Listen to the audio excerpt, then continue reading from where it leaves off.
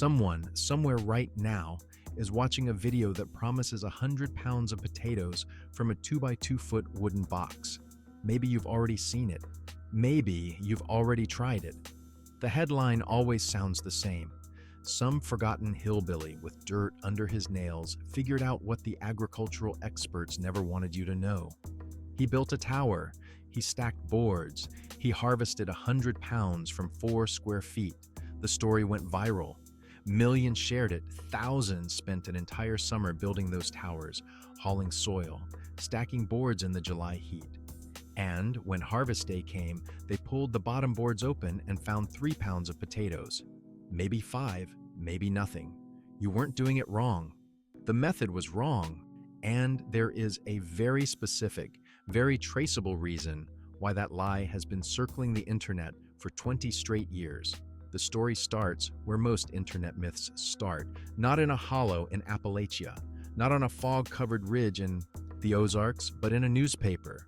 A June morning in 2005, the Seattle Times, a writer named John B. Saul was profiling a man named Greg Lutofsky who ran a seed potato company called Irish Eyes Garden Seeds out of Thorpe, Washington. Lutofsky was not a humble mountain farmer passing down his grandfather's whispered secrets.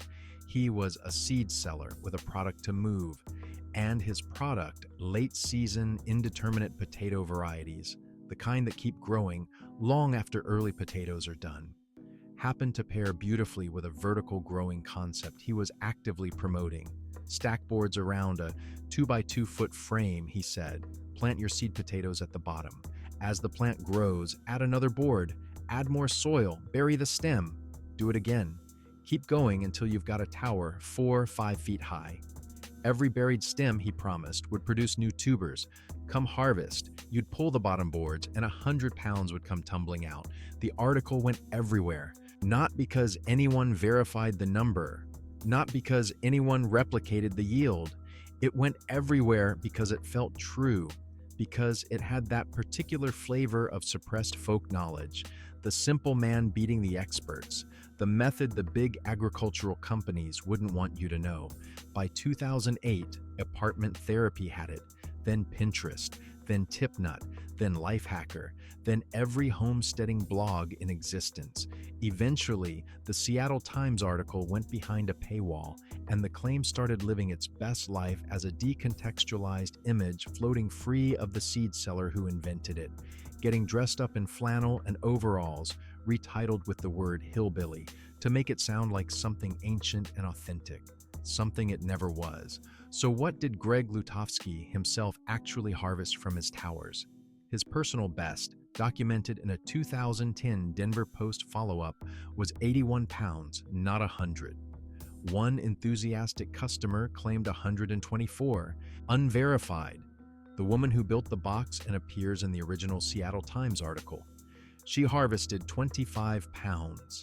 25. Roughly what you'd expect from a well-managed in-ground planting with no tower at all. So what was actually happening inside those towers? And why does the harvest keep coming up empty? Before we get into the science, and I promise the science here is genuinely fascinating, I want to ask you something personal. Have you ever grown potatoes and been disappointed? Not tower disappointed, just ordinary disappointed. Followed all the usual advice, did everything the internet said, and ended up with a bucket of marbles when you expected a bushel? Drop that in the comments, because by the end of this video, I want you to see something that completely reframes what actually happened to you. It wasn't your soil, it probably wasn't your climate. There is a specific biological reason why most backyard potato advice fails the people who follow it. And what you're about to discover will change how you see this crop permanently. Here is what the tower promise is asking you to believe. You build a wooden frame, 2 feet by 2 feet, a foot high to start. You put in 6 inches of compost and soil. Set your seed potatoes and cover them. The plant grows. When it reaches the top of the boards, you add another set, another 8 or 10 inches, and fill that new space with more soil, burying the lower stems. You do this over and over until you've got a structure 3, 4, sometimes 5 feet high. The theory is elegant. Every time you bury a stem, that stem sprouts new roots. Those roots form stolons. Those stolons produce tubers. Bury more stem, get more tubers. It's vertical farming with your hands and a hammer. The logic is clean. The math is dreamy. The biology is completely, categorically wrong. Here is what the average tower grower actually harvests. The Low Technology Institute, working under a grant from the United States Department of Agriculture's Sustainable Agriculture Research and Education Program, ran one of the most rigorous head-to-head comparisons of potato growing methods ever conducted at a backyard scale. 10 growers across southern Wisconsin, identical seed potatoes, identical compost, 5 methods tested simultaneously. The towers produced an average of 2 pounds and 5 ounces per plant. Middle of the pack, entirely unremarkable. But here's where it gets genuinely maddening. Those towers required an average of 17 minutes of labor per plant, nearly double the 11 minutes needed for a traditional trench and hill planting. And the material cost, $11.61 per plant for towers versus $2.18 for trench and hill. 5 times the cost, twice the labor, the same disappointing yield. One Wisconsin grower called her tower 3 feet of disappointment. Another documented a 1-to-1 return on her seed. Potatoes, she got back exactly what she put in after months of work and a structure that looked like a small fortress in her backyard. So, who's responsible for this? Who decided that a seed seller's marketing copy from a 2005 newspaper profile was worth recycling for 2 decades as if it were Appalachian oral history? The answer is the content farm ecosystem, the clickbait networks that exist entirely to manufacture emotional reactions, harvest your attention, and serve you advertisements. The hillbilly in that headline is not a real person. The headline itself is not a documentary. It is a chumbox ad, the kind served by content recommendation platforms at the bottom of news articles, engineered the same way all misleading content is engineered. Find a number that sounds impossible. Attach a persona that feels like suppressed folk wisdom. Put scare quotes around the word wrong to imply insider knowledge, and let human psychology do the rest. Curiosity is powerful. The fantasy that an overlooked outsider figured out what the experts missed is even more powerful. Here is the part that should genuinely make you angry. The real Appalachian folk gardening tradition is rich, specific, and legitimately effective. It lives in the Foxfire books, a series begun in the 1970s when high school students in Rabun Gap, Georgia, documented the living agricultural knowledge of their Appalachian elders before it disappeared entirely. It lives in the Grow Appalachia program at Berea College in Kentucky, where families like that of Hayes Cornett Parton of Letcher County pass down potato planting knowledge through generations.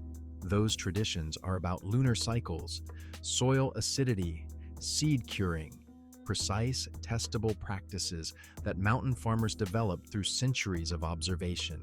Appalachian growers knew their potatoes needed slightly acidic soil at a pH between 5 and 5.5 to prevent scab long before soil testing existed. They dusted cut seed pieces with elemental sulfur to prevent rot, a practice agricultural science independently endorses. They watched their plants the way engineers watch instruments, noting that thick, lush foliage often meant thin underground yield, a counterintuitive observation that perfectly mirrors what science now confirms about the nitrogen yield trade-off. None of this involved potato towers.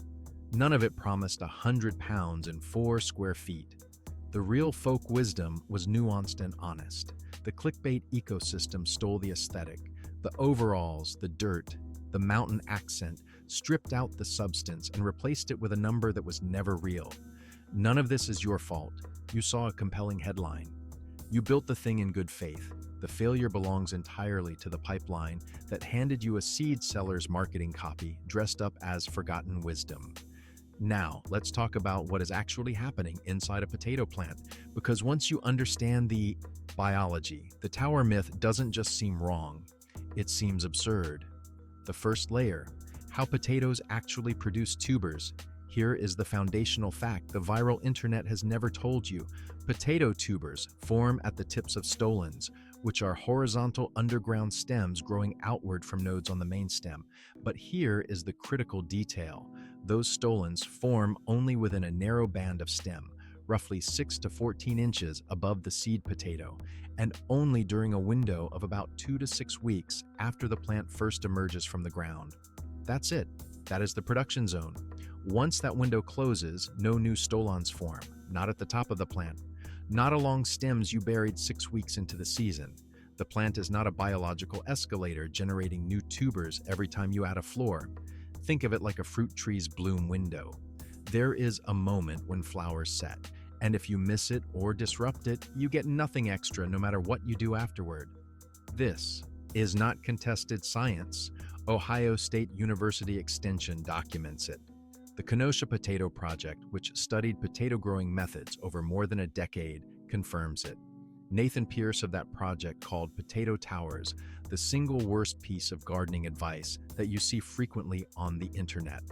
The specialist grower, Bill at Cultivariable, who has grown tens of thousands of potato plants from hundreds of varieties, states flatly that no research supports the tower premise, and no photographic evidence of the promised yields exists that hasn't been staged. The second layer, the foliage problem. Every potato tuber is a package of stored starch. That starch came from sunlight hitting leaves, captured through photosynthesis, converted into sugars, transported underground, and packed into tubers. More leaf surface means more solar capture. More solar capture means more tubers and bigger tubers. This is a direct, measurable relationship, not a metaphor.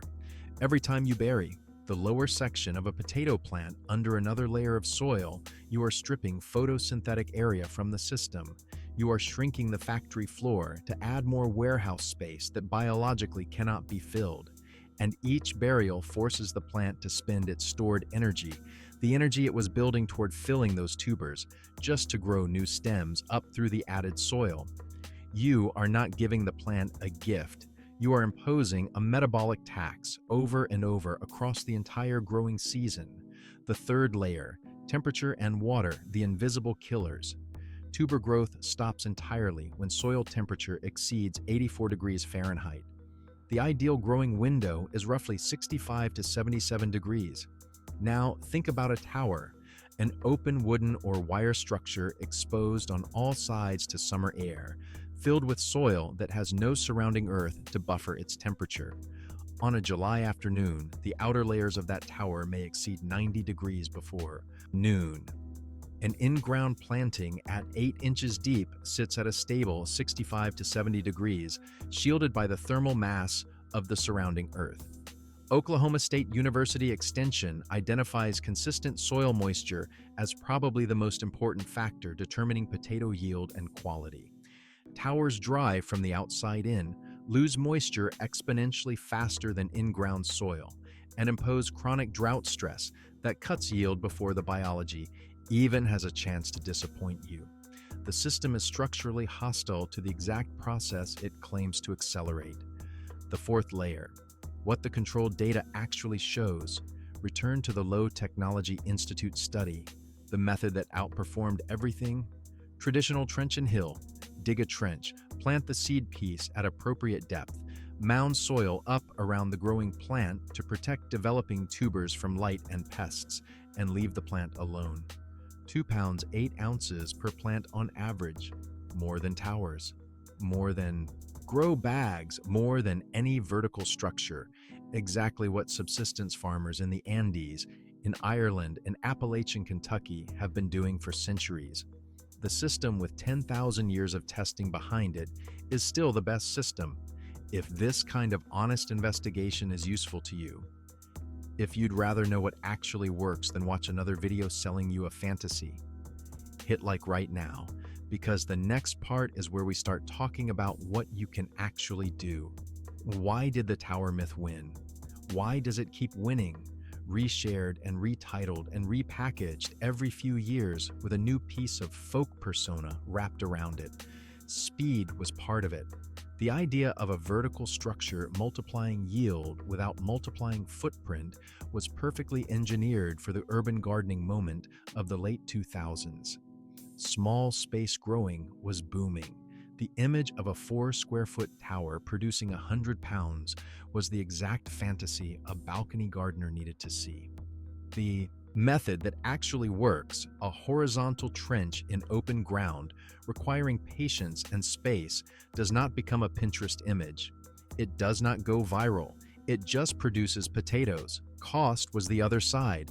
The seed potato industry needed people to buy late-season, indeterminate varieties. Promoting a method that specifically required those varieties was commercially sensible for Irish Eyes garden seeds. The 100-pound number was never a documented, replicated yield. It was an aspiration stapled to a product. And once that aspiration escaped into the open internet, severed from its commercial origin, it accumulated the authority of folk tradition. It became the thing everyone knows, even though no one can trace where it came from. The hidden cost is what nobody warned you about. Thousands of gardeners spent entire summers building and filling towers only to come home empty-handed and then blame themselves. Wrong variety, they thought, wrong soil, wrong timing, wrong execution. They never questioned the method because the method had the apparent credibility of a decade of collective internet memory behind it. Meanwhile, genuinely effective practices were sitting in Ruth Stout's books from 1955, in the Foxfire volumes, in the Grow Appalachia archive, delivering steady results for the people patient enough to find them. Here is where the investigation stops and the practical guide begins. 3 options, from easiest to most involved. Option 1, find Ruth Stout. Her method is documented in her 1955 book, How to Have a Green Thumb Without an Aching Back, and has been practiced by gardeners for 70 years. For potatoes, it is this: lay your seed, potatoes directly on the ground in late spring. Cover them with 6 to 8 inches of spoiled hay or straw. Add more if you can see light through the mulch. That is the entire method. No digging, no towers, no soil amendments, no structure. The mulch suppresses weeds, retains moisture, keeps soil temperature stable, and decomposes slowly into fertility. At harvest, pull back the mulch, and the potatoes are sitting on the surface. Ruth Stout herself grew this way into her 90s. The reliable return is roughly 10 to 1 on your seed pieces, not 100 pounds from 4 square feet, but a genuine, honest yield that scales with how much ground you're willing to cover. Option 2, traditional trench and hill with proper variety selection. Dig a trench 6 inches deep, place seed pieces, cut to pieces with at least 2 eyes each, allowed to cure for 2 to 3 days so the cut surfaces callus over, 12 inches apart. Cover with 3 to 4 inches of soil.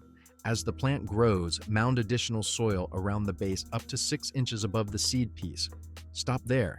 Don't keep going. You are protecting tubers from light, not manufacturing new ones. Choose a late-season variety, Kennebec, German Butterball, Yukon Gold, and plant into soil held at a pH between 5.2 and 5.5 to prevent scab. Water deeply and consistently. Expect 1 to 1.5 pounds per plant under good management. That's 8 to 12 pounds per 8 square feet of row. Honest, real, workable. Option 3, the minimum. Stop trusting the tower. If you've built one or planned one, the most useful thing this video can give you is the ability to recognize the pattern. Any yield claim exceeding 2 to 3 pounds per square foot of planted area is biologically indefensible given what we know about how potato stolons form.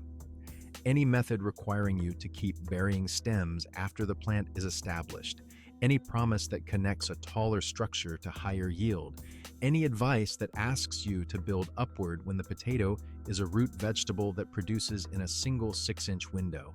Those are your signals. You now have the framework to see through them. The real mountain gardeners. The Hayes Cornett Partons of Letcher County, the Appalachian elders preserved in the Foxfire volumes, the families documented by Grow Appalachia at Berea College, were not chasing 100 pounds from 4 square feet. They were engineers of observation, People who had spent generations watching exactly what the land told them, building a practice around truth rather than aspiration. The clickbait headline borrowed their image and sold you a number they never claimed, in service of a seed seller's marketing goal that most people sharing the article never knew existed. The knowledge wasn't lost. It was buried by the people who had something to sell. If this kind of excavation is what you're here for, if you want to know what the old methods actually did, what the science actually confirms, and what you can actually grow, subscribe and stay close, because this is exactly what we do here. We pull up the things that were designed to be forgotten and tell us in the comments, what piece of gardening advice have you followed that never quite performed the way you were promised it would? That thread alone might become our next investigation.